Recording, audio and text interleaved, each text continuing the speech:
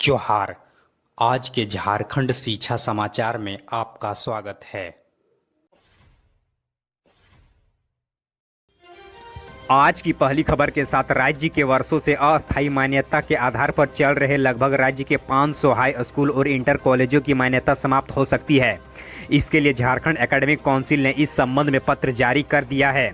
उसने कहा कि राज्य के कई हाई स्कूल और इंटर कॉलेज वर्षों से अस्थायी मान्यता के आधार पर चल रहे हैं, जबकि हाई स्कूल की मान्यता के लिए राज्य में वर्ष 2008 से और इंटर कॉलेजों के लिए वर्ष 2005 से नियमावली प्रभावी है, जिसके तहत राज्य के स्कूल कॉलेजों को मान्यता लेनी है। इसके लिए स्कूली शिक्षा व साक्षरता विभाग के दिशा निर्देश के आलोक में ऐसे हाई स्कूल कॉलेजों को 25 अगस्त तक अस्थायी मान्यता लेने के लिए आवेदन देने को कहा गया है। आवेदन नहीं देने वाले राज्य के स्कूल कॉलेजों क्या अस्थायी मान्यता को समाप्त की जा सकती है। इधर राज्य के 65,000 पारा शिक्षकों को अगस्त में जून और जुलाई महीने का बकाये का मानदेय भुगतान किया जाएगा। जून महीने में मानदेय भुगतान के लिए राज्य के सभी जिला से पारा शिक्षकों और मॉडल स्कूल के शिक्षकों की जानकारी मांगी गई है। इसके लिए झारखंड शिक्षा परियोजना परिषद के राज्य परियोजना निदेशक श्री शैलेश कुमार चौरसिया ने राज्य के सभी जिला शिक्षा पदाधिकारी को 2 अगस्त तक इसकी जानकारी उपलब्ध कराने का निर्देश दिया है। साथ ही उन्होंने कहा कि राज्य में जो भी पारा शिक्षक और मॉडल स्कूल शिक्षक काम कर रहे हैं, उनका आंकड़ा पोर्टल पर अपलोड किया जाना है। 2 अगस्त तक यह प्रक्रिया पूरी करने के बाद मानदेय का भुगतान जल्द से जल्द किया जाएगा। इधर देश में लगभग 34 साल के बाद नई शिक्षा नीति को लागू की गई है। इस संबंध में जानकारी देते हुए केंद्रीय शिक्षा मंत्री श्री रमेश पोखरियाल ने कहा कि इसके लिए केंद्र सरकार के द्वारा बनाई गई 8 सदस्यीय कमेटी का गठन किया गया था। कमेटी के अध्यक्ष इसरो के पूर्व प्रमुख कस्तूरी रंगन थे। कमेटी की ओर से उच्च शिक्षा संबंधी ड्राफ्टिंग का कार्य किया गया था। इस शिक्षा नीति के प्रारूप को तैयार करने में 2 साल लगे। 24 जून 2017 से कमेटी का काम शुरू किया गया था। इस दौरान कुल 24 बैठकें हुई, जबकि देश के 36,000 लोगों से परामर्श लिए गए और लगभग 10 लाख लोगों ने अपनी राय देने के बाद अंतिम रूप से निष्कर्ष के आधार पर इसे तैयार किया गया है। इधर राज्य के अखिल झारखंड छात्र संघ यानी आजसू के प्रदेश वरीय उपाध्यक्ष अब्दुल जब्बार ने वर्तमान में युवाओं के मनोदशा, रोजगार के सीमित होते अवसर एवं उसके भविष्य को लेकर चिंता जाहिर की है। उन्होंने प्रेस विज्ञप्ति जारी कर कहा कि राज्य के वर्तमान कोरोना संक्रमण ने राज्य के युवाओं से उनके 1 वर्ष को छीन लिया है। अध्ययन के सारे संस्थान बंद है, रोजगार सृजित ठप है, परंतु युवाओं की उम्र अपने ही रफ्तार से आगे बढ़ रहा है। राज्य के निजी क्षेत्र में भी रोजगार सीमित होते जा रहे हैं। वर्तमान में हमारी राज्य सरकार जो युवाओं से कई वादे करके ही सत्ता पर पहुंची है, सत्ता पर आते ही युवाओं के प्रति गंभीरता नहीं दिखाई दे रही है। सरकार को इस पर कठोर निर्णय लेनी चाहिए। इस बेरोजगारी भत्ता पर आप अपनी राय देने के लिए नीचे कमेंट बॉक्स में कमेंट कर अवश्य बताएं। इधर राज्य के शिक्षा मंत्री श्री जगन्नाथ महतो के आदेश पर प्राथमिक शिक्षा निदेशालय ने 24 जुलाई को हुए अवर शिक्षा सेवा संवर्ग के 85 पदाधिकारियों के तबादले को रद्द कर दिया गया है। तबादले रद्द करने के लिए कोरोना के आधार को बताते हुए कहा गया है कि मौजूदा परिस्थिति में बड़े पैमाने पर तबादला नहीं किया जा सकता है, लेकिन हकीकत यह है कि तबादले में अनियमितता की शिकायत मिलने के बाद राज्य के शिक्षा मंत्री श्री जगन्नाथ महतो के आदेश पर यह कार्रवाई की गई है। प्राथमिक शिक्षा निदेशालय के द्वारा तबादला रद्द करने को लेकर जारी आदेश में सभी पदाधिकारियों को अपने पुराने पदस्थापन स्थल पर योगदान देने का आदेश दिया गया है।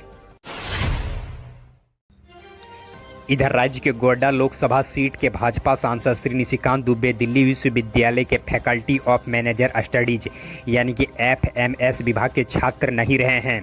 दिल्ली विश्वविद्यालय FMS के डीन प्रोफेसर सुनीता सिंह सेनगुप्ता ने अपने बातचीत में कहा कि झारखंड पुलिस के तरफ से निशिकांत दुबे के बारे में वर्ष 2016 में RTI डालकर उनकी डिग्री के संदर्भ में जानकारी मांगी गई थी।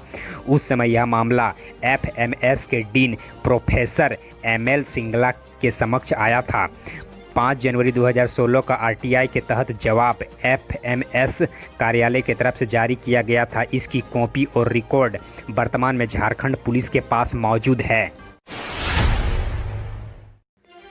इधर राज्य के माध्यमिक शिक्षा निदेशालय की ओर से राज्य के उत्क्रमित हाई स्कूल शिक्षकों और कर्मियों के वेतन के लिए अलग अलग प्रक्षेत्र के तहत कुल 145 करोड़ रुपये आवंटित किए गए हैं।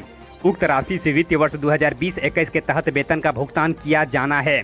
निदेशक ने जनजातीय उपक्षेत्र प्रक्षेत्र के तहत 52 करोड़ रुपये का अतिरिक्त आवंटन जारी किया है। इसके अलावा उत्क्रमित उच्च विद्यालयों में शिक्षक व शिक्षकेतर कर्मियों के सृजित पदों पर व्यय हेतु अनुसूचित जातियों की विशेष घटक योजना प्रक्षेत्र के तहत 17 करोड़ रुपये का आवंटन जारी किया है। इधर देश में नई शिक्षा नीति से देश के सरकारी स्कूल के प्रशासन में बड़ा बदलाव किया गया है। अब कॉम्प्लेक्स या क्लस्टर के तौर पर देश के स्कूलों का प्रबंधन होगा। ये क्लस्टर स्कूली शिक्षा में गवर्नेंस की मूल इकाई होगी। स्कूल कॉम्प्लेक्स के तहत आसपास के छोटे स्कूलों को एक सांगठनिक और प्रशासनिक इकाई के तहत लाया जाएगा। एक सेकेंडरी स्कूल इसमें प्रमुख होगा, जबकि इसके आसपास के इलाके के सभी स्कूल इसके तहत आएंगे। इसमें इन स्कूलों के संसाधन का आपस में साझा करने में मदद मिलेगी। एक प्रबंधन होने के चलते स्कूलों में पुस्तकालय, प्रयोगशाला, सोशल वर्कर, काउंसलर और विशेष विषयों यहाँ तक कि शिक्षकों जैसे साधनों पर भी साझा किया जा सकेगा।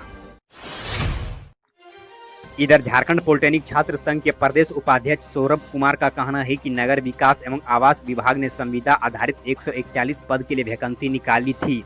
2.5 साल होने के बाद भी अब तक वैकेंसी के बारे में कोई सूद नहीं ली गई है। सबसे पहले 2 जनवरी 2018 को कनीय अभियंता के लिए आवेदन मांगा गया था। पुनः 9 अक्टूबर 2018 को प्रकाशित किया गया। इसके लिए प्रति छात्र शुल्क के रूप में 2000 रुपया लिया गया। इस मद में काफी पैसा जमा हुआ है, लेकिन अब तक इसके बारे में हम लोगों को कोई जानकारी नहीं दी गई है। साथ ही संघ ने कहा कि राज्य सरकार इस पर संज्ञान ले। इधर स्कूली शिक्षा एवं साक्षरता विभाग ने गुरुवार को राज्य शिक्षा सेवा के 20 अधिकारियों का ट्रांसफर किया गया है।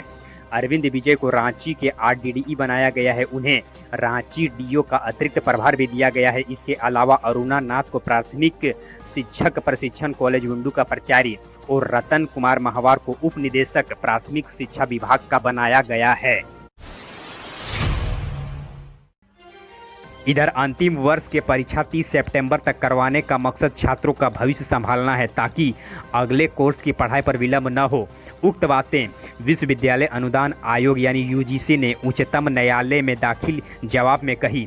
कोरोना महामारी के मद्देनजर परीक्षाएं करवाने के आदेश के खिलाफ दायर याचिका पर अदालत ने UGC से जवाब मांगा था। मामले में शुक्रवार को सुनवाई की गई। याचिका में छात्रों के स्वास्थ्य हित को लेकर परीक्षाएं आयोजित नहीं करने और 6 जुलाई से जारी किए गए UGC के दिशा निर्देश को रद्द करने की मांग की गई है। दिशा निर्देश में विश्वविद्यालय को 30 सितंबर तक अंतिम वर्ष की परीक्षाएं लेने का निर्देश दिया गया था।